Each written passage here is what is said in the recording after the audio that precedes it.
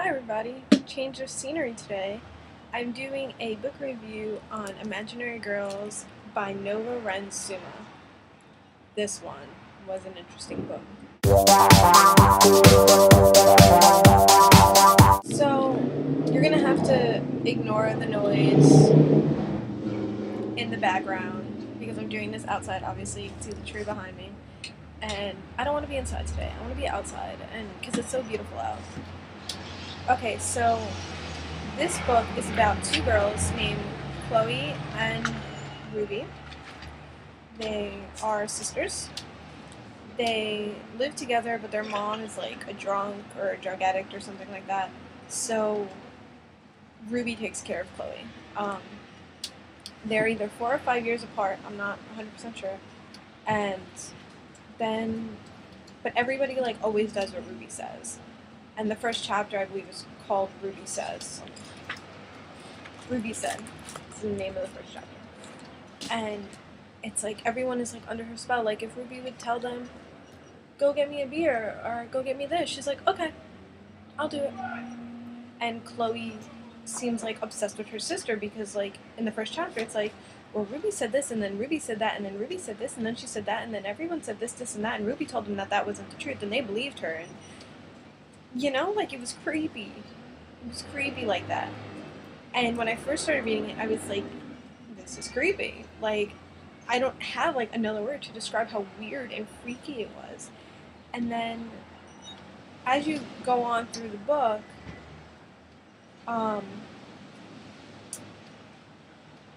you're confused because it's after like a certain chapter, it skips to like 3 or 4 years later, or 2 years later, or something like that.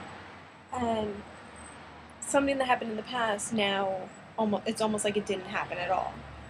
And Ruby's the only one that knows why, and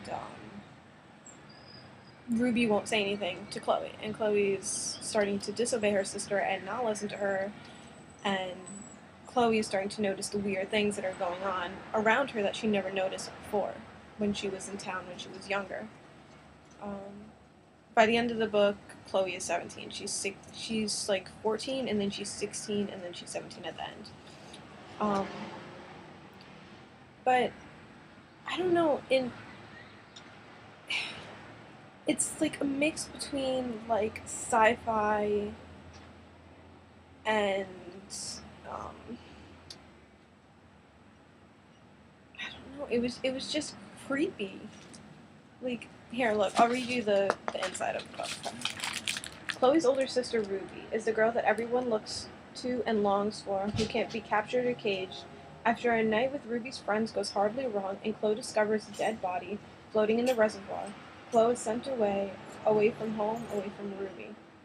But Ruby will do anything to get her sister back, and when Chloe returns home at last, she finds a precarious and deadly balance waiting for her. As Chloe flirts with the truth that Ruby has hidden deeply away, the fragile line between life and death is redrawn by the complex bonds of sisterhood. Imaginary Girls is a masterfully distorted vision of family with twists that beg for their secrets to be kept. Creepy, see?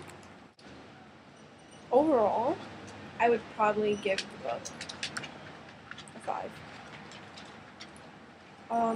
Mostly because there's so many different things in it that make it so good, but I can't get over the creep factor. Like, I'm sitting here going, this is creepy. Like, I wasn't gonna make a review about it because all I can think is that this is creepy, and I have no other words for it except for this is creepy.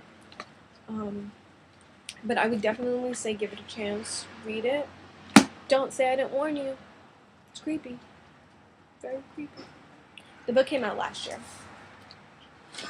so it's a very new and recent book. So if you haven't heard about it, that's probably why.